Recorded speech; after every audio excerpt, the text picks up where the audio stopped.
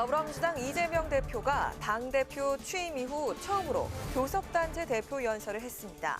산업화와 민주화를 넘어 이젠 국민의 기본적인 삶이 보장되는 사회로 나아가야 한다고 강조했습니다. 국민의힘 이준석 전 대표가 정진석 비대위의 효력을 정지해달라는 가처분 신문이 오늘 진행됐습니다. 당원 개정 절차에 하자가 있었는지 여부가 핵심 쟁점입니다. 윤석열 대통령의 비속어 논란이 MBC로 확전되는 양상입니다.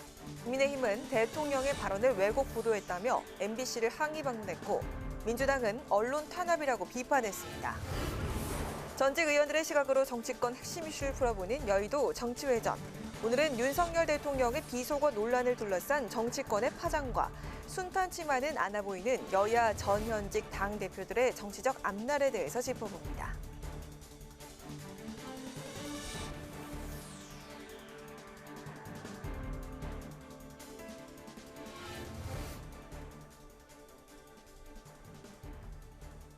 여러분 안녕하십니까? 9월 28일 의정종합뉴스 뉴스엔 시작하겠습니다. 이재명 더불어민주당 대표가 오늘 국회에서 교섭단체 대표 연설을 펼쳤습니다. 거대 야당 수장으로서 본회의 연설 데뷔 전이었는데요. 이 대표는 기본적 삶을 보장받는 기본사회를 준비해야 한다면서 여당의 협력을 촉구했습니다. 이 대표는 윤석열 대통령의 순방 외교 논란과 정부의 감세 정책 등을 비판하면서 정부 여당을 견제하기도 했는데요. 이에 국민의힘은 이 대표가 기본을 외쳤지만 그 어디에도 기본은 없던 연설이라고 비판했습니다. 보도에 태은영 기자입니다. 국회 교섭단체 대표 연설에서 이재명 더불어민주당 대표가 가장 힘주어 말한 건 민생이었습니다. 연설에서 정치적 트레이드마크 기본만 30번 넘게 외친 이 대표는 갈등과 분열의 각자도생 사회를 넘어 기본적 삶이 보장되는 기본사회로 나아가야 한다며 여당의 동참을 촉구했습니다. 국민의힘도 머리를 맞대 주십시오. 국민의힘 정강정책 1조 1항에 기본소득이 명시되어 있습니다. 박근혜 전 대통령의 미완의 약속, 모든 노인에게 월 20만 원의 기초연금을 지급하는 것. 정부를 향해선 고물가, 고금리, 고환율 등 복합 경제 위기 속 국가 대응력을 높여야 한다고 강조했습니다. 정부가 추진 중인 대기업 법인세 완화와 지역화폐, 공공주택 예산 삭감은 서민이 아닌 부자를 위한 정책이라고 비판했습니다. 서민 지갑 털어 부자 곳간 채우기 정책은 민생 경제 위기의 근본 원인인 양극화, 불평등을 확대시킬 겁니다. 우리 민주당이 반드시 막겠습니다. 윤석열 대통령의 해외 순방 논란을 두고선 거듭 각을 세웠습니다. 영국 여왕 참배 불발과 한일 정상 약식 회담 등을 외교 참사라고 지칭하며 책임을 묻겠다고 경고했습니다. 제1당으로서 이번 외교 참사의 책임을 분명하게 묻겠습니다. 그 책임을 국민과 언론 그리고 야당에 뒤집어 씌우려는 시도는 결코 성공하지 못할 것임을 엄중하게 경고합니다. 이 대표는 개헌 문제도 꺼내들었는데 대통령 4년 중임제와 결선투표 도입, 국무총리 국회 추천제 등을 논의할 특위를 구성하고 2024년 총선과 함께 개헌안을 국민투표에 붙이자고 제안했습니다. 또 행정안전부의 경찰국 신설 등으로 불거진 이른바 시행령 통치 논란을 바로잡고 국정을 정상화하겠다는 의지도 내비쳤습니다. 최근 핵무력 법제화를 선포한 북한 문제에 대해선 조건부로 일부 대북 제재를 완화하는 방식을 해법으로 제시했습니다. 국민의힘은 이 대표의 연설에 대해 지선에 이어 포퓰리즘 기본소득이 또다시 등장했다며 국민을 설득하려는 정치의 기본인 협치가 없는 연설이었다고 평가했습니다. 국회방송 태윤영입니다. 이준석 전 국민의힘 대표가 법원에 낸 정진석 비상대책위원회의 직무정지 가처분을 놓고 이 전 대표와 국민의힘이 오늘 치열한 법정 공방을 벌였습니다. 이 전 대표는 당원 개정을 통한 비대위 전환은 자신을 축출할 의도라고 주장했고 국민의힘은 적법한 절차로 새 비대위가 구성됐다고 맞섰습니다. 당윤리위원회는 오늘 저녁 회의를 앞두고 있는데 이 전 대표의 양두구육 발언 등에 대한 추가 징계 여부에 관심이 쏠리고 있습니다. 보도에 박지영 기자입니다. 1시간 30분 동안 치열한 법정 공방을 벌인 이준석 전 대표와 국민의힘. 이 전 대표가 당의 비상 상황을 구체화한 당원 개정을 무효로 해달라고 한 가처분 신청과 정진석 비대위원장과 비대위원 등의 효력을 정지해달라면은 가처분 신청 사건의 신문이 일괄 진행됐습니다. 이준석 전 대표는 당의 비상 상황을 구체화한 당원 개정은 소급 입법이자 자신을 축출하려는 의도라며 다시 최고위 체제로 돌아가야 한다고 주장했습니다. 이준석만 날리면 모든 게 잘 될 거야라는 약간 주술적인 그런 생각을 볼 수 있는 그런 심리가 아니었나 생각하고. 이 전 대표 측 변호인단은 법원이 조영 비대위 체제가 무효라고 판단한 것처럼 이번에도 가처분이 인용될 것이라는 자신감을 보였습니다. 국민의 상식으로 승소할 수밖에 없다라고 예상하시는 거에 비추어 보면 저는 법리적으로는 이번에는 200% 승소할 수밖에 없다라고 말씀드리겠습니다. 반면 국민의힘 측은 절차적 정당성을 갖춘 당원 개정을 통해 새롭게 구성된 비대위는 적법하다고 강조했습니다. 또 당원권 정지 상태인 이 전 대표가 효력 정지 가처분을 신청할 자격이 없다고 주장하고 이 전 대표가 정치를 사법의 영역으로 끌어들였다고 비판도 했습니다. 당원 당규 개정조차도 누구 특정인을 지금 배척하기 위해서 만든 것이다. 이제 이것이 채권자 측의 주장인데요. 그것은 그 천동설과 같은 그런 주장이기 때문에 가처분 신청이 또다시 인용이 된다면 집권 여당은 거의 큰 혼란에 빠질 것이고 국정은 마비 상태에 빠지게 될 것입니다. 가처분 인용 여부는 이르면 다음 주쯤 법원이 결정을 내릴 것으로 전망되는 가운데 새 비대위 출범의 근거인 당원 개정에 대해 재판부가 어떤 판단을 내리느냐에 따라 정진석 비대위의 직무정지 여부도 결정될 것으로 전망됩니다. 한편 국민의힘은 오늘 윤리위원회도 열어 수해봉사 현장에서 실언 논란을 빚은 김성원 의원과 경찰국 신설에 반대하며 이상민 행정안전부 장관의 탄핵을 주장한 권은희 의원 등의 징계 여부를 논의합니다. 여기에 양두구육 등의 발언을 한 이준석 전 대표의 추가 징계 안건이 상정될지도 관심이 쏠립니다. 윤리위가 이 전 대표의 추가 징계를 결정하게 될 경우 당원권 정지 3년부터 최대 제명까지 오갈 것이란 관측이 나옵니다. 다만 일각에선 법원의 가처분 결정에 영향을 주지 않기 위해 이 전 대표에 대한 추가 징계를 법원 결정 이후로 미룰 것이란 전망도 나오고 있습니다. 국회 방송 박지영입니다. 윤석열 대통령의 비서관 논란이 언론 보도 진실 공방으로 확전돼 MBC로 향하고 있습니다. 여당은 정원유착 의혹을 제기하며 최초 보도한 MBC를 항의 방문했고 야당은 외교 참사를 야당과 언론에 덮어씌우려는 시도라고 반발했습니다. 김희연 기자가 취재했습니다. 부끄럽다! 조작 자막! 외국 방송 중단하라! 중단하라! 중단하라! 국민의힘 의원들이 윤석열 대통령 비속어 발언을 최초 보도한 MBC를 항의 방문했습니다. MBC 편파 조작방송 진상규명 TF 위원들은 조작방송의 진상규명을 위해 박성재 MBC 사장 면담을 요청했지만 이루어지지 않았고 MBC 앞에서 피켓 시위를 벌였습니다. 박대출 위원장은 이번 사건은 대통령의 해외 순방을 폄훼하는 조작방송 사건이라며 박성재 사장을 향해 보도 참사 책임을 지고 사퇴하라고 요구했습니다. 아무리 외교 참사로 비화시키려 해도 이것은 실패한 보도 참사입니다. 실패한 보도 참사의 책임을 지고 박성재 사장은 즉각 사퇴할 것을 요구합니다. 국민의힘은 또 민주당이 선동하고 MBC가 왜곡 보도했다며 정원 유착 의혹을 거듭 제기하고 MBC 민영화 논의를 시작해야 한다고 압박했습니다. 반면 더불어민주당은 외교 참사를 야당과 언론 탓으로 돌리는 것도 모자라 재갈 물리기를 시도하고 있다고 강하게 반발했습니다. 특히 민주당 소속 과방위원들은 기자회견을 열어 언론 탄압을 중단하고 윤석열 대통령은 대국민 사과부터 하라고 성명서를 발표했습니다. 정권이 국민의 눈과 귀를 막는 언론 탄압을 자행한다면 그 정권은 결국 국민들로부터 버림을 받고 좌초하고 말 것입니다. 지금 윤석열 대통령이 할 일은 국민 앞에 석고대죄하는 것입니다. 민주당은 또 MBC 최초 보도 전 원내 지도부가 영상을 입수한 경위를 설명하며 여당이 제기한 정원 유착 의혹을 일축했습니다. 통상적인 당 회의 전에 대통령 비속어 관련 내용이 온라인으로 전파됐고 이후 유포된 동영상을 통해 사실 확인을 했다며 MBC와 무관하다고 설명했습니다. 이와 함께 민주당은 당론으로 발의한 박진 외교부 장관 해임 건의안을 내일 본회의에서 표결 처리하겠다는 방침인데 주호영 국민의힘 원내대표가 의사일정 협의가 되지 않았다며 김진표 국회의장에게 상정을 거부할 것을 촉구했습니다. 대통령 비속어 논란을 둘러싼 여야 공방이 장기화 조짐을 보이면서 다음 주로 다가온 올해 국정감사에서도 격돌을 예고하고 있습니다. 국회 방송 김희연입니다. 전기, 수소 등 친환경 자동차 지원 정책을 점검하는 토론회가 국민의힘 이주환 의원 주최로 국회에서 열렸습니다. 전문가들은 미국 인플레이션 감축법 등 자국 우선주의 정책에 우리나라도 대응해야 한다고 목소리를 높였는데요. 국내 친환경차 산업을 보호하기 위한 정책 지원이 더 필요하다고 강조했습니다. 임채원 기자가 전합니다. 기후 위기 대응을 위해 세계 각국이 선언한 2050년 탄소 중립.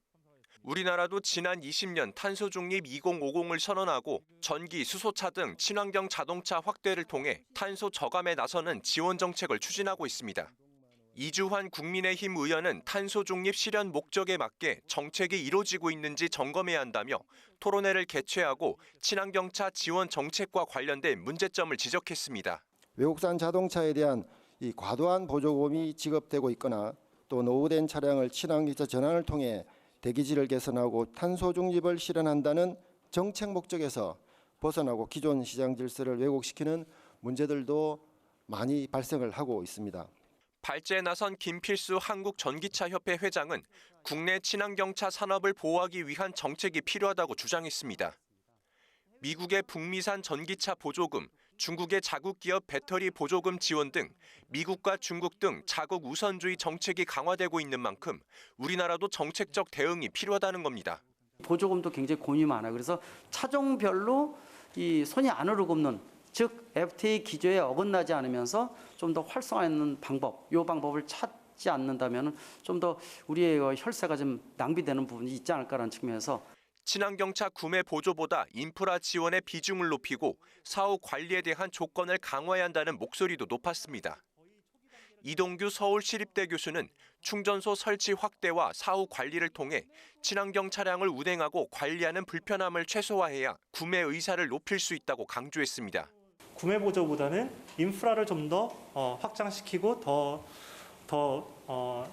좀 더 기술을 좀 더 높이고 그리고 서비스를 좀 더 품질을 높일 수 있는 방향으로 좀 더 조건을 달아서 그쪽에 대한 지원을 좀 더 살리는 것이 앞으로 전기차를 더 확대시키고 미국 인플레이션 감축법 통과로 인한 우려에 한화진 환경부 장관은 정부는 국내 전기차 산업계의 여건을 고려해 보조금 지원 정책을 개편할 것이라고 답했습니다. 또 2030년까지 전기와 수소차 450만 대 보급을 목표로 구매 보조금 지급, 충전 인프라 확대 등을 추진해 나갈 계획이라고 밝혔습니다. 국회 방송 임채원입니다. 국회 정보위원회는 북한이 7차 핵실험을 중국 공산당 당대회가 있는 10월 16일 이후부터 미국 중간선거가 예정된 11월 7일 사이에 할 가능성이 높다고 밝혔습니다.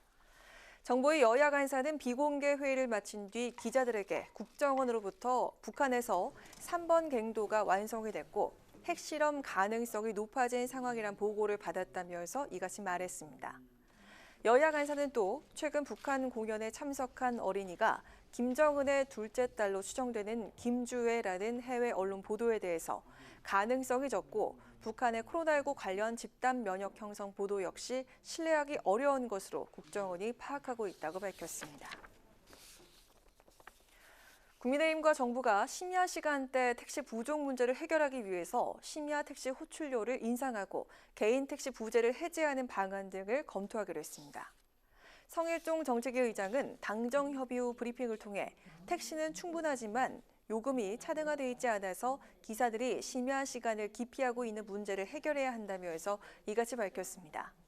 또 당에서 법인 택시 취업 절차 간소화와 시간제 근로계약 등이 추진될 수 있도록 정부에 요청했다고 밝혔습니다.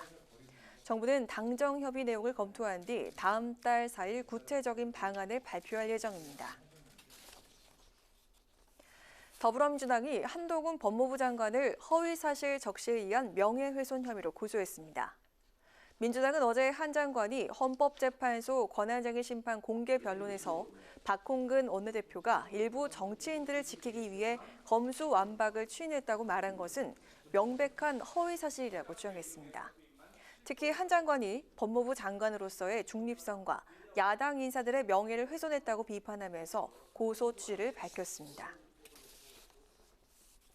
김영주 국회 부의장은 당정이 중대재해처벌법 무력화 시도를 하고 있다며 전문가들과 긴급 좌담회를 열었습니다.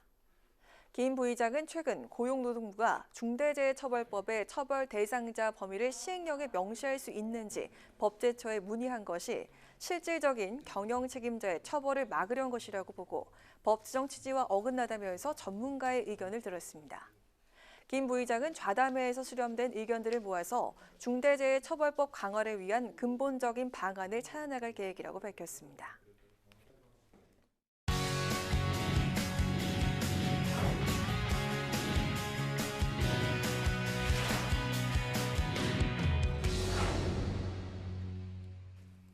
네, 오늘 이슈 분석 강민지 기자와 함께합니다. 강 기자 어서 오세요. 안녕하세요. 네. 국민의힘 비대위의 효력 정지를 위한 법원 심리가 서울 남부지법에서 이제 오늘 열렸는데 벌써 세 번째 이제 가처분 신문입니다. 오늘 어떤 사건에 대한 가처분 신문이 진행된 건지 먼저 좀 설명부터 들어볼까요? 네, 이 법원이 오늘 모두 세 개의 가처분 신청 사건을 신문했습니다. 네. 이 모두 이준석 전 대표가 제기한 가처분 신청인데요. 총 5개입니다. 그중 앞서 1, 2차 가처분은 결정을 했고요. 네. 그것을 제외한 3, 4, 5차 가처분에 대한 심리를 진행한 겁니다. 이 3차 가처분은 당의 비상 상황을 구체화하도록 당원을 개정안을 의결한 전국의 의결을 무효로 해달라는 내용이고요. 이 4차와 5차는 개정된 당원을 바탕으로 탄생한 비대위에 이 비대위원장과 비대위원들의 직무를 정지해달라는 내용입니다. 네, 오늘 이준석 전 대표와 국민의힘 측도 직접 이제 출석을 해서 이제 90분 정도 소명을 했다고 전해지는데 뭐 예상보다는 좀 짧은 시간이라고 지금 언론에서 나오고 있습니다. 양측이 오늘 어떤 주장을 했습니까? 네, 핵심은 이 3차 가처분의 당원당규 개정안인데요. 이 법원은 앞서 최고위원 4명의 사퇴를 비상 상황으로 규정한 주호영 비대위를 직무집행 정지를 했습니다. 네. 이에 따라 국민의힘 최고위원 4명이 거리한 경우 비대위 전환이 가능하도록 당원을 개정해서 정진석 비대위를 구성했는데요. 여기서 이 당원 개정이 정당했는가가 문제가 되고 있는 겁니다. 이 전 대표 측은 헌법이 금지하는 소급 입법에 해당하고 또 이 전 대표를 겨냥한 처분적 법률이기 때문에 무효 당원이라는 주장이고요. 국민의힘은 법원의 가처분 결정을 받아들여서 기존 비대위 기능을 정지했고 또 개정 당원 근거로 이 미비점을 보완해서 새 비대위를 출범한 만큼 절차적 정당성을 갖췄다고 강조했습니다. 또 이 전 대표의 소송 제기 자격도 문제 삼았는데요. 국민의힘은 이 전 대표가 당원 자격 6개월이 정지된 상태이기 때문에 가처분을 신청할 자격이 없다고 주장했습니다. 반면 이 전 대표는 선출직인 당대표 권한이 완전히 상실된 건 아니라고 맞섰는데요. 또 현 비대위원장인 정진석 의원의 겸직 문제도 공방이 있었습니다. 정 비대위원장이 현재 국회 부의장도 겸하고 있는데 이 전 대표 측은 당적을 보유할 수 없는 부의장이 이 당대표 성격의 비대위원장을 맡는 건 중립성 훼손이라는 입장입니다. 반면 국민의힘은 국회 부의장으로 당직을 겸한 정의화, 박주선 비대위원장의 사례를 언급하면서 국회의원 자격으로 당직을 겸한 것뿐이라고 반박했습니다. 네, 양측의 논리가 이제 하도 팽팽하다 보니까 법원 결정이 이제 쉽지 않은 상황인데 만약 그 가처분이 기각이 된다면 국민의힘은 앞으로 이제 어떤 상황이 또 되는 건가요? 네, 우선 국민의힘은 당원 개정을 통해서 절차적 정당성을 갖췄기 때문에 기각될 수 있다는 입장인데요. 네. 특히 정당 자율성을 강조하면서 이 수차례 재판부에 관련 판례도 제출한 것으로 알려졌습니다. 국민의힘 주장을 받아들여 가처분이 기각된다면 3개월 만에 지도부 공백 사태를 수습할 수 있게 됩니다. 또 윤석열 정부 출범 이후 첫 정기국회와 국정감사를 정 비대위원장과 주 원내대표 체제로 대응할 수 있게 됐습니다. 반면 이 전 대표는 대표직 복귀가 한층 어려워지는데요. 국민의힘 주장에 따라 당원당규 개정으로 최고위가 해산되기 때문에 이 전 대표가 해임된 것으로 간주되기 때문입니다. 국민의힘은 이 전 대표의 해임이 확실하게 되면서 내년 초 전당대회 준비에 착수할 것으로 보이고요. 그렇게 될 경우 이 전 대표는 3, 4차 가처분 신청에 대해 제기한 본안 소송 결정을 기다리면서 이 장외 여론전에 나설 것으로 보입니다. 네, 그럼 반대로 만약에 인용 가능성이 있다면 어느 정도로 예상이 되고 있는지, 그리고 인용이 된다면 국민의힘 또 어떤 선택을 또 하게 될까요? 네, 우선 이번 재판부가 앞서 주호영 비대위의 직무 정지를 내린 재판부와 동일합니다. 네. 이 때문에 인용 가능성도 점쳐지고 있는데요. 네. 법원이 3차 가처분 신청만 받아들인다면 주호영 비대위 출범으로 해산된 최고위를 되돌릴 수 없다고 주장하면서 정진석 비대위 체제를 유지할 것으로 보입니다. 오늘 국민의힘 측으로 출석한 전주혜 의원도 이 전 대표가 각화된 주호영 비대위에 대한 2차 가처분에 이 항고를 하지 않았기 때문에 최고위로 돌아갈 수 없다고 주장하기도 했습니다.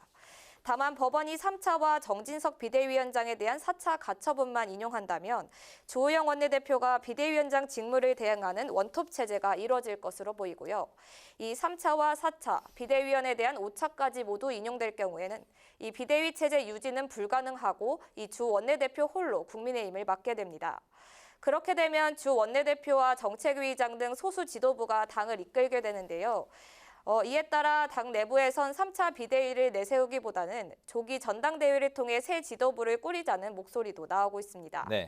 네, 법원은 앞선 가처분 사건들도 있고 또 검토할 판례도 많은 만큼 결정에 시간이 걸릴 것으로 보이는데요. 이 남부지법은 기자들에게 다음 주 이후 가처분 사건 결정이 이뤄질 예정이라고 밝혀서 결론은 10월 초쯤 나올 것으로 예상됩니다. 네, 오늘 이제 국민의힘이 굵직한 일들이 이제 많이 있는 날인데 오늘 또 윤리위원회도 열리게 됩니다. 원래는 양두구육 발언 등을 이제 두고서 이 전 대표에 대한 추가 징계 가능성에 대해서 이제 말이 나왔었는데 실제는 오늘 안건으로 상정되지 않을 것이라는 또 관측도 나오고 있네요. 네, 국민의힘 윤리위 잠시 후인 7시에 전체 회의를 엽니다. 네. 여기서 이 경찰국 반대와 이상민 행안부 장관에 대한 비파 탄핵을 주장한 권은희 의원과 이 수해봉사 현장에서 실언을 한 김성원 의원, 그리고 후원금 쪼개기 의혹을 받고 있는 김희국 의원에 대한 징계를 심의하는데요. 네. 이 윤리위가 앞서 윤 대통령에게 양두구육, 신군부 등을 언급한 이 전 대표에게 추가 징계 절차를 게시하면서 이번 회의에 포함될지 관심이었습니다. 이 전 대표가 하지만 다른 징계 당사자와는 달리 윤리위 측으로부터 전날 밤까지 출석 요구서를 받지 못한 것으로 알려져서 이번 회의에는 안건으로 상정되지 않을 것이라는 관측이 나오는 겁니다. 여기에 오늘 열린 가처분 신문도 영향을 줬을 것이라는 해석이 나오는데요. 이 전 대표 추가 징계가 결정되면 이 당원 당규에 따라서 당원권 정지 6개월보다 이상이 나와야 합니다. 이 때문에 정지 3년부터 최대 제명을 줘야 하는데 그럴 경우 이 전 대표가 다시 법적 분쟁을 벌일 수 있기 때문에 가처분 결정이 난 후 결론을 내릴 것이라는 관측입니다. 또 최근 윤 대통령의 비속어 논란으로 당 안팎이 시끄러운 상태이기 때문에 무리한 징계로 비판 여론이 거세질 수 있어 속도 조절에 나섰다는 분석도 나옵니다. 다만 이양희 윤리위원장이 이 전체 회의 현장에서 즉석으로 안건을 상정할 수 있다는 관측도 나오는데요. 만일 제명 등 징계에 나설 경우 이 전 대표 측은 6차 가처분 신청을 예고했기 때문에 당은 또다시 혼란에 들어갈 것으로 보입니다. 그렇군요. 어쨌든 가처분 결정이 나온 후에 윤리위의 이제 징계 절차를 밟을 거다. 이제 그런 수순으로 예상이 나오는 상황이군요. 알겠습니다. 오늘 이슈 분석은 강민지 기자와 함께했습니다. 강 기자 수고했습니다.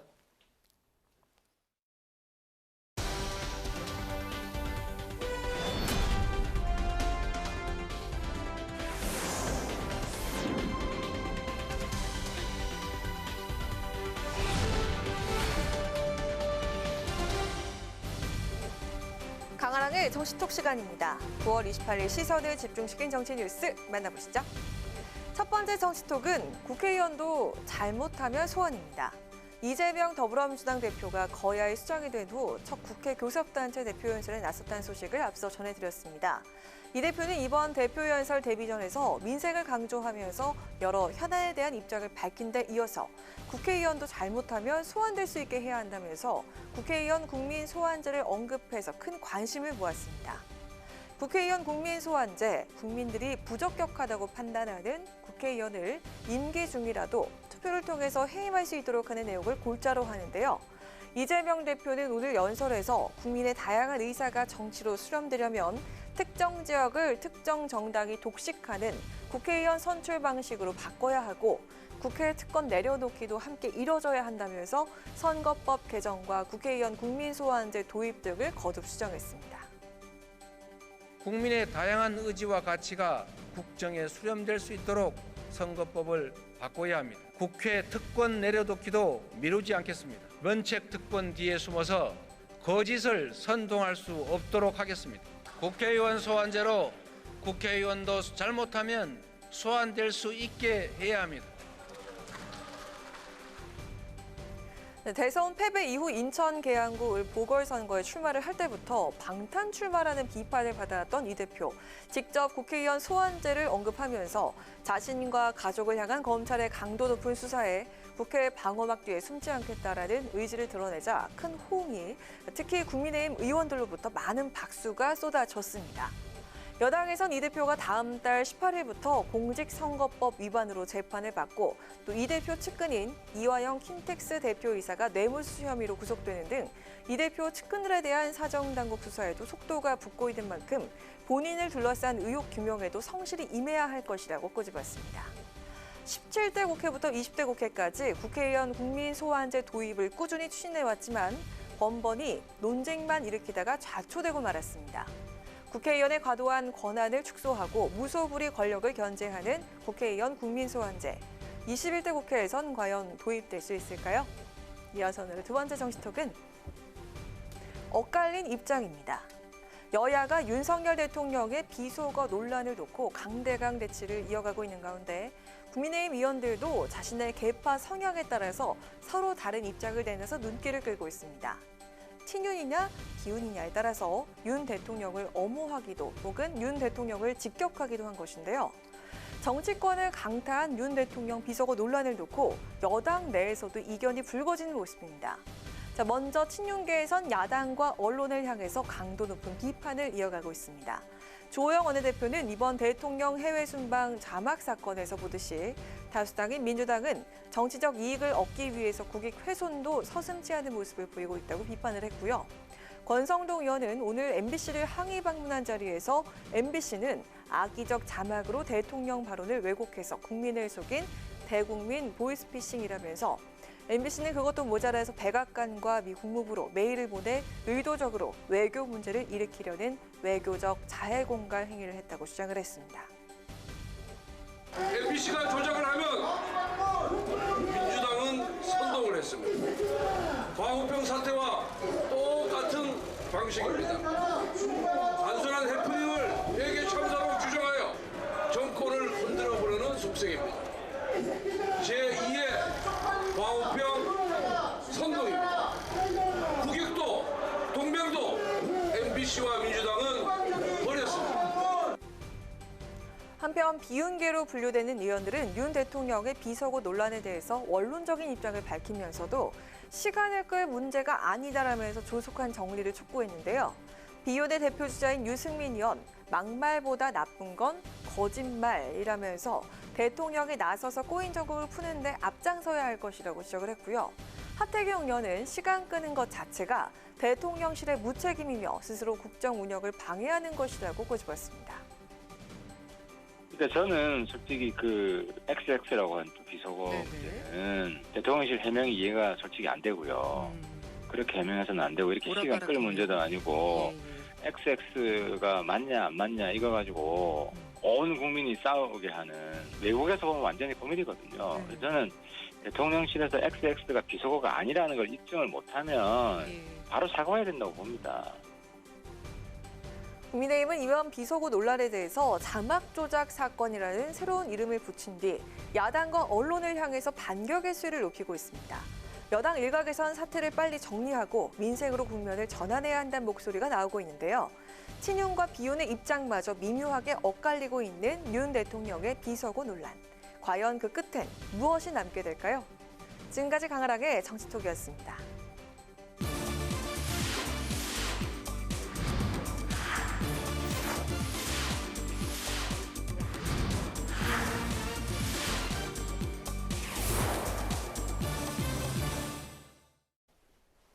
네, 이번 순서는 전직 의원들의 시각으로 여의도의 핵심 이슈를 풀어보는 여의도 정치 외전입니다.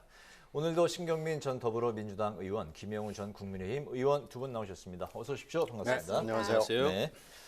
윤 대통령의 비속어 논란 끝이 보이질 않습니다. 일파만파 점점 더 확전되고 있는 양상인데요. 먼저 야당의 이재명 대표는 오늘 국회 교섭단체 대표 연설 이제 데뷔전을 치렀는데 이 자리에서 이번 외교 참사의 책임을 분명히 묻겠다고 강경 대응 입장을 분명히 했습니다. 박진 외교장관 해임 건의안 처리를 이제 예고한 거라는 해석들이 나오고 있는데 이게 실제 해임으로 이어질지, 그리고 이제 두 번째 여쭤볼 것은 또 다른 카드가 야당에 있는 것인지 두 가지 여쭤보겠습니다. 어떻게 보십니까?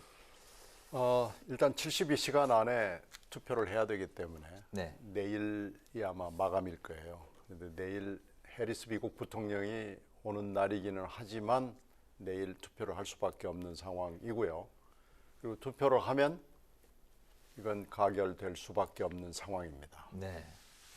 그런데 이건 어디까지나 건의안이거든요. 근데 이건 대통령이 받아가지고 뭐 거부권이 아니라 뭐 건의안이기 때문에 네. 법률적으로 강요를 하거나 강제할 수 있는 방법은 없습니다. 이건 탄핵이 아니거든요. 네. 그러니까 건의안이지만 대개 다른 경우에 보면 이전에도 이런 일들이 좀 있었는데 장관 본인이 사표를 내는 경우도 있고 대개는 그렇게 처리가 됐죠. 그리고 대통령이 받아들이는 경우도 있고 뭐 대개 그 두 개 아니거나 무시하는 경우 이 세 가지 경우인데 이번 건은 조금 경우가 달라요. 그래서 네. 대통령실이 또 대통령이 받아들이지 않을 공산이 크고 그렇게 되면 다음 단계가 있겠죠. 여야 간의 대립이 더 첨예화되고 10월 달에 국감이 있는데 국감 분위기가 더 싸늘하게 될 가능성이 높아 보입니다. 네. 국감이 이제 불과 일주일 남겨둔 상황에서 벌써부터 여야 대전이 굉장합니다. 어떻게 보십니까? 글쎄요, 뭐 박진 외무부 장관 해임 건의안을 냈는데 아마 민주당에서도 이 해임 건의안이 대통령이 받아들일 거라고는 생각 안 할 겁니다. 네. 이제 이재명 민주당 대표가 뭐 외교 참사라는 말을 해가면서 이번 그 박진 장관의 책임을 반드시 묻겠다 이렇게 나오고 있습니다만은 글쎄요, 뭐 이번에 윤석열 대통령의 해외 순방 기간에 많은 일이 있었습니다. 사실 중요한 건 이제 유엔 총회 연설이었고요. 자유와 연대. 국내에서는 그런 게 이제 크게 뭐 뉴스가 안 됐습니다만은 외교적으로는 외교 정책에 있어서는 굉장히 중요한 가치를 설파를 했거든요. 네. 그런 거에 대해서는 근데 이제 거의 관심이 없고 이러저러한 이유 때문에 있었던 그 구설수. 근데 그것도 상당히 또 대통령 스스로도 잘못 처신한 것도 있었지만은 야권이 굉장히 그쪽으로 몰아갔죠. 그래서 뭐 조문록을 오른쪽에만 써야 된다는 등 전혀 그러니까 이치에 맞지 않는 논리를 가지고 야권에서 강하게 밀어붙였습니다. 그리고 특히 이제 MBC 관련해 가지고는 그 이제 비속어 관련해서 그것은 이제 그런 그 사적으로 한 말이라고는 하지만은 뭐 잘못됐죠. 앞에 XX 이런 부분은 특히. 네. 하지만 방송사가 언론사에서 그것을 보도할 때는 확인 절차가 꼭 필요합니다. 더더군다나 공적으로 한 얘기가 아니거든요. 사적인 발언의 그 진의와 그다음에 그 정확한 발음도 알기가 힘듭니다. 저부터도 사실 자막을 보면 바이든이라고 쓴 자막을 보고 그걸 들으면 바이든으로 들리고요. 네. 난리문이라고 쓴 자막을 보면서 들으면 난리문으로 들립니다. 그렇습니까? 네. 그렇기 때문에 사람의 육감은 정확치가 않아요. 더더군다나 국익이 달려있고 한미동맹이 달려있고 방금 전에 바로 전에 미국 대통령하고 환담을 나눈 그 직후에 있었던 사적인 그 발언을 자막까지 미국 국회, 미국이라는 말을 완전히 더 넣어가지고 말이죠. 이렇게 하는 것은 저는 상당히 의도가 있다. 그렇게 평가를 합니다. 그렇기 때문에 외교 참사라는 이유로 단순히 민주당에서 외무부 장관 해임 건의안을 발의한 것은 다분히 정치적이다. 이런 생각을 하죠. 네. 외교 참사로 치면은 문정부 때 사실은 뭐 강경화 장관이나 이런 그 장관들은 12번도 더 해임 건의안이 그럼 발의됐어야 되죠. 사실은 중국으로부터 우리가 굉장히 그 제재 받은 거, 그다음에 또 뭐 통일부 장관도 마찬가지죠. 남북 연락사무소 하루아침에 폭파된 거 이런 게 정말 외교 참사거든요. 우리가 장관 해임 건의안 내지 않았을걸요? 네, 네. 알겠습니다. 말씀하신 거 정리를 다시 해서 질문을 드릴게요. 이제 국민의힘이 역공 모드로 들어갔는데 이번에 이렇게 자막 조작 논란이라고 새로운 이름을 붙여서 역공 모드 돌입했습니다. MBC와 민주당 간에 또 정원 유착이다 이렇게도 이야기를 하고 있는데 자막 공작 주장과 또 정원 유착설에 대해서 어떻게 보십니까? 저는 뭐 얼만큼 정말 정원 유착이 있었느냐? 정원 유착 그러면 이제 대단한 그 프레임인데, 저는 분명히 그거는 잘못됐다 생각합니다. 취재와 그다음에 그 취재한 내용을 기사를 쓰고 그것을 보도하는 과정에 있어서 들어가지 말아야 될 자막을 넣은 것은 굉장히 잘못된 것이다. 무슨 위법 이런 걸 떠나서 말이죠. 그것은 저는 취재 윤리 또 보도 윤리에 맞지 않는다 생각하고, 또 더더군다나 상대가 있는 게임 아닙니까? 미국이라는. 더더군다나 MBC에서는 미국 백악관하고 국무부에 이메일까지 보냈습니다. 이거에 대해서 어떻게 생각하느냐라는 거에 대해서, 네. 우리 대통령 그 발언에 대해서 이것은 저는 해서는 안 될지다 생각을 하고요. 정확지 않은 내용을 근거로 해가지고 그런 것까지 해놨습니까? 그래서 저는 그것은 문제가 있다 생각을 하고, 다만 저는 대통령실에서 MBC에 6가지 뭐 공개 질의서 보낸 것도 저는 옳지는 않다고 봅니다. 문제가 있으면은 대통령실에서 차라리 수사 의뢰를 하든지 아니면은 그 위원회 있지 않습니까? 네. 제가 지금 갑자기 생각이 안 나는데 언론중재위원회. 네. 그렇죠. 그런데 제소를 하는 게 맞지. 대통령실에서 직접 개개 언론사 사장에게 이거에 대한 답변을 하시오라고 하는 것은 저는 맞지 않다 생각합니다. 그것은 잘못된 것이고, 다만 방송사에서 그런 그 확실치 않은 내용을 가지고 자막 처리한 거, 이것은 잘못된 것이고, 더더군다나 잘못된 것은 엠바고 이전에 민주당 원내대표가 그것을 국민에게 공개한 거, 그것은 분명히 잘못됐다. 그렇기 때문에 정원 유착이라는 말이 나오는 거죠. 근데 민주당 그 선임 비서관이 정치부 기자 다 아는 내용이었다 뭐 이렇게 해명하기도 했는데 어떻게 보셨습니까? 이게 지금 최근에 우리가 디지털 세상에 살고 있다는 것을 잘 이해하지 못하는 사람들이 하는 평가고 대응이에요. 지금 어떻게 되느냐면은 우리나라 시간대로 얘기를 하면은요. 아침 7시 반에 뉴욕 현지에서 비디오 송출이 다 끝났습니다. 네. 그러니까 12개 방송사의 비디오 송출이 끝났고요. 물론 정보 보고는 새벽에 했기 때문에 요새는 전부 전화기로 정보 보고를 확인할 수 있으니까 우리나라 전국의 언론사 데스크들은 뭔가 비속어가 현장에서 있었다라는 것은 알고 있었고요. 근데 비디오가 들어온 건 아침에 7시 반에 들어왔고 7시 반에 들어오게 되면 12개 언론사에 팍 퍼져나갑니다. 그리고 더군다나 요새는 USB로 다 하기 때문에 그걸 방송용 파일을 일반 파일로 옮기는 것도 순식간에 이루어지고 자막 작업도 순식간에 이루어지거든요. 그러니까 8시, 9시 그 사이에는 굉장히 많은 파일들이 쫙 퍼져나간 거예요. 네. 그러니까 이렇게 많이 퍼져나간 것을 MBC 카메라가 풀카메라니까 MBC 카메라가 찍었으니까 MBC가 했을 것이다라고 그러는데, MBC가 물론 보도를 먼저 한 건 있죠. 10시 좀 넘어서 했으니까요. 그런데 나머지 언론사들도 앞서거니 뒤서거니 하면서 쭉 오전 중에 나갔거든요. 그러니까 MBC로 좀 지목한 것은 저는 실수라고 보고요. 이 수백 개, 수천 개, 그리고 이 엄청나게 많은 대상을 모두 다 수사하기 전에는 MBC로 특정할 수도 없고요. 이걸 아마 수사를 할지 안 할지 모르겠습니다만 수사하게 되면은 엉뚱한 사람이 나올 가능성이 매우 높습니다. 이거 지금 잘못 짚어도 엄청나게 잘못 짚었습니다. 근데 제가 보니까 방송사마다 보도가 조금씩 차이는 있었어요. 근데 MBC가 그야말로 친절하게도 미국이라는 말을 이렇게 가로쳐가지고 했더라고요. 그래서 결국은 미국 국회가 돼버렸습니다. 그래서 그게 좀 문제가 있어 보이고, 저는 물론 지금 이제 새로운 미디어 세상이기 때문에 여러 정보를 우리가 알 수가 있어요. 단톡방에도 여러 정계의 소식이 네. 뜹니다. 근데 아는 거하고 이것을 원내대표가 대국민 원내대표 그 회의 때 말이죠.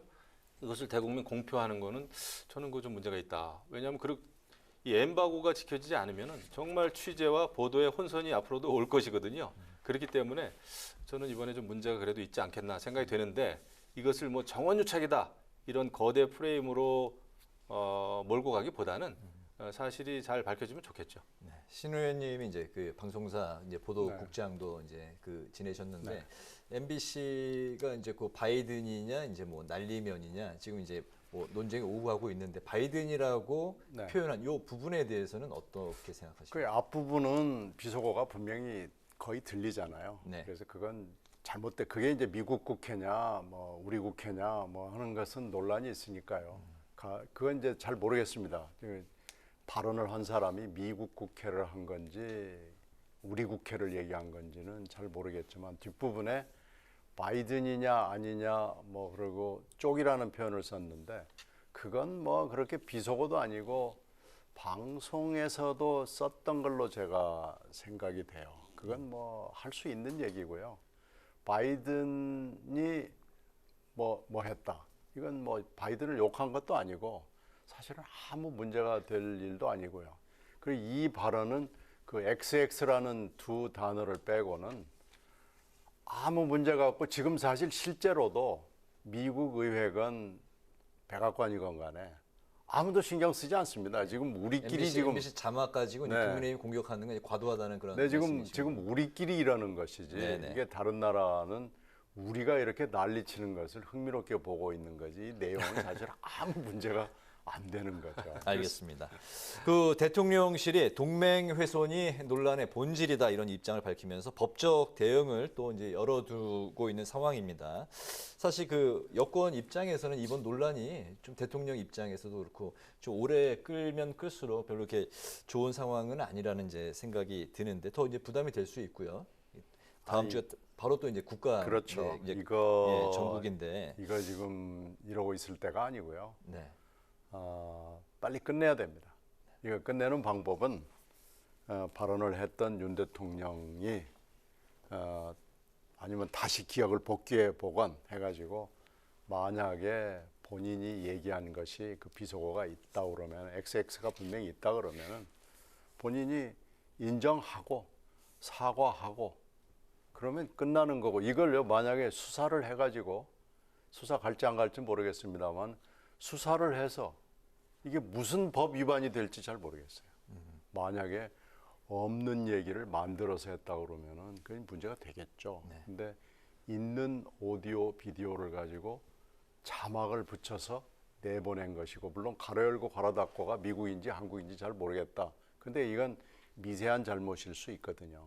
그러니까 그렇게 따지면 이게 무슨 형법에 우리나라 무슨 처벌 조항에 해당이 될지 아마 찾기 어려울 거래요. 제가 볼 때는 그 비속어 앞에 그 부분에 대해서는 대통령도 그러니까 본인이 한 모든 이야기를 기억하기 어려울 수도 있고요. 하지만 결과적으로 XX가 들렸다면은 그거에 대해서는 유감 표명을 저는 해야 된다 생각을 합니다. 왜냐하면 본인이 사실 규명 얘기를 진상 규명 얘기를 했기 때문에. 하지만 그것을 이야기한 사람 자체가 아무런 그거에 대한 발언 없이 진상 규명을 요구하는 것은 맞지 않거든요. 그 부분에 대해서는 저는 어느 정도 그 본인이 유감 표명을 하는 게 옳다. 하지만 그 MBC 방송사의 경우도 그 괄호 열고 가로 닫고 그 미국 국회라고 했고 또 미국 그 국무부나 미 의회에 이메일을 보내가지고 그 답변을 요청한 거 이건 굉장히 잘못된 것이거든요. 범법 행위를 떠나서 그거에 대해서는 MBC도 유감 표명, 사죄 표명이 있어야 된다라고 생각하고 그 다음에 그 이것은 그 법으로 따지자면은 저는 그 대통령에 대한 심각한 명예훼손이다 생각합니다. 만약에 실정법 위반 그 여부를 따지자면은요. 근데 이게 이제 법으로 가서 어떻게 해결이 날 것인가? 국익에는 도움이 안 되겠죠. 더더군다나 이제 미국 부통령까지 방한을 하는 이런 상황에서 우리끼리 대통령의 해외 순방 가지고 싸우고 있다는 것은 정말 이거야말로 국익에 도움이 안 되죠. 그래서 이런 것은 또 정치적으로 풀어야 될 부분은 정치적으로 풀어야 된다. 이렇게 생각합니다. 네, 자 이런 가운데 쌍방울 그룹 뇌물 의혹을 받은 이화영 전 경기도지사, 경기 평화부지사가 구속이 되면서 이제 검찰의 칼날이 해당 시기의 도지사였던 이재명 대표를 거닐 것으로 보입니다. 관련해서 이 검찰의 시나리오와 앞으로의 이 대표 앞날을 좀 예상해 볼 수 있을까요?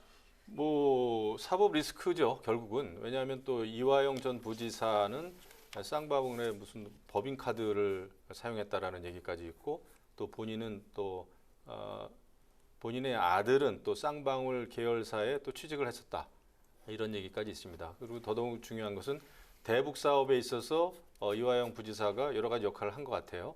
그리고 쌍방울은 또 더욱 중요한 것은, 이재명 그 대표에게 중요한 것은 변호사비 대납 의혹을 지금 받고 있지 않습니까, 쌍방울이. 그렇기 때문에 그 가운데 허브 역할이라 할까, 이것을 이화영 전 지사가 하지 않았겠느냐, 이런 의혹이란 말이죠. 네. 그래서 이것은 결국은 이재명 대표, 민주당 대표를 수사하지 않을 수 없는 상황에 좀 왔다, 이렇게 됩니다. 그리고 이화영 전 그 부지사가 구속이 됐지 않습니까? 네. 그렇게 봤을 때는 증거 인멸 우려, 그다음에 여러 가지 사안이 굉장히 법적으로 심각한 상황이다. 이것은 결국은 이재명 대표를 향할 수밖에 없다.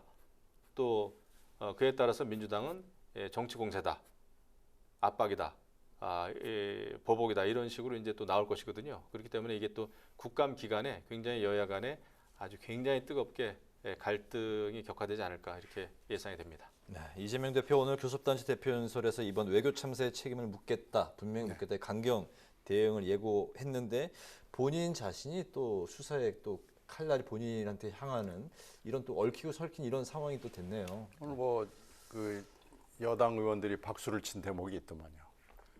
국회의원 면책 특권 안 된다라고 네. 얘기를 해서 오히려 여당 의원들이 환호를 보냈던데, 이 쌍방울 이 부분은 뭐 계속해서 수사를 받았던 부분이고, 쌍방울은 두 가지 혐의를 받고 있죠. 그래서 이런 그 대북 사업 등등등 이화영 전 부지사하고 관련됐던 문제가 있고, 하나는 변호사비 대납이 있고, 그래서 두 개가 엮어지는 것 같지는 않습니다. 그래서 쌍방울 수사는 일단은 그 앞에 부분, 이화영 전 부지사 부분이 지금 나온 거고요. 변호사비 대납은 또 계속해서 수사를 받을 거기 때문에 어떻게 될지 모르겠습니다. 특히 이화영 전 부지사는 이해찬 전 대표와의 연결고리이기 때문에 민주당으로서도 예의주시할 수밖에 없는 굉장히 중요한 사건입니다. 네, 알겠습니다. 여당의 이준석 전 대표의 정치적 운명도 이제 중대 기로에 섰습니다. 오늘 이제 7시에 국민의힘 당윤리위원회가 이제 이준석 전 대표에 대해서 추가 징계 여부를 논의할지가 이제 또 정치권에서 초미의 관심사입니다. 오늘도 국민의힘과의 가처분 전쟁, 또 3차 전이 이제 치러졌는데, 이 전 대표의 그 앞날에 대해서 두 분은 이제 어떻게 또 관전하고 계신지, 또 포인트는 어떤 건지, 현재 분위기를 어떻게 읽고 계신지 좀 종합적으로 한번 들어보겠습니다. 저보다는 김 의원이 훨씬 더 잘하실 텐데요. 저희도 뭐 흥미롭게 지금 보고 있죠. 오늘 무슨 윤리가 결론을 내거나 그러지는 않겠지만, 오늘은 뭐 김성원 의원하고 권은희 의원 관련을 결론을 낼 가능성이 높으니까요. 다만 이 전 대표에 대해서 어디까지 논급을 할 것이냐, 초벌 작업을 할 거냐 안 할 거냐가 저희들이 지금 관심 있게 보고 있고요. 가처분은 지금 2차 신문이 끝났으니까 이 가처분은 사실은 오늘 이후에 언제든지 결정이 나와도 되는데, 지금 재판부의 얘기는 조금 시간을 두겠다고 하는 거 보니까 이번 주에 안 나올 가능성이 있지 않을까, 이렇게 예측을 합니다. 그렇게 따지면 어떻게 보면은 아주 중요한 이 결정이 다음 주로 넘어가는 거 아닌가, 그래서 매우 흥미롭게 보고 있습니다. 네, 현재 분위기로는 이준석 전 대표 이제 가처분 인용이냐 기각이냐 이 결정을 보고 그 후에 또 윤리위 결정이 이제 이어질 걸로 그렇게 관측이 되고 있죠. 저는 조금 다르게 봐요. 이번 윤리위에서는 그런 가처분 인용 또 기각과 관계없이 아마 징계를 할 겁니다. 왜냐하면 얼마 전에 오늘 나올 수도 있다고 보시면 오늘 나오진 않는데 왜냐하면 이제 지난번에 의원총회에서 이준석 전 대표 징계 요구를 했단 말이에요. 그것을 또 윤리위에서 받아들였습니다. 그렇기 때문에 이제 징계를 하긴 할 건데 이제 오늘 이제 윤리위원들이 징계 안건으로 상정을 해가지고 이제 심의를 하겠죠. 근데 이것을 꼭 그 법원의 가처분 신청, 가처분 그 결과와 연관짓지는 않을 거라고 봅니다. 뭐 이항희 윤리위원장도 그렇고 그렇게 연관지을 그 성정이 아니거든요. 그렇습니까? 그래서 아마 단독으로 이준석 전 대표에 대해서 징계할 가능성이 저는 좀 크지 않나 생각을 하고 이제 이준석 전 대표 이 가처분 문제 이런 뉴스가 이제 더 이상 나오지 말아야 되는데 뭐 언제 끝날지는 정말 모르겠습니다. 그래서 맨날 운명의 날이 여러 번 지금 닥치는데 네. 어쨌거나 또 주호영 원내대표가 이제 원내대표가 됐기 때문에 만에 하나 가처분 결정, 그 가처분을 인용한다고 하더라도 뭐 그 이후에 주호영 원내대표 또 체제로 가지 않겠나 이런 생각이 드는데 이번에는 근데 이제 법원이 가처분 신청한 것을 인용하기는 좀 어렵지 않겠나. 당에서 하나의 정당이 당원을 개정하는 것 자체 그거를 받아들이지 않을 수는 없다고 봅니다. 아, 그렇습니까? 마지막으로 짧게 한번 그 답변 좀 들어볼까요? 신 의원님도 가처분 인용 기각에 대해서는 어떻게 예상하십니까? 예단할 수는 없지만요. 전에 1차 가처분 결정 나온 것을 그 논리를 그대로 인용한다면은 그걸 그대로 받아들인다면 인용 쪽이 더 훨씬 가능성이 있고요. 네. 근데 그걸 안 하려면은 논리를 재구성해야 됩니다. 그러니까 시간이 좀 걸린다고 봐야죠. 알겠습니다. 좀 지켜봐야 될 사안으로 알겠습니다.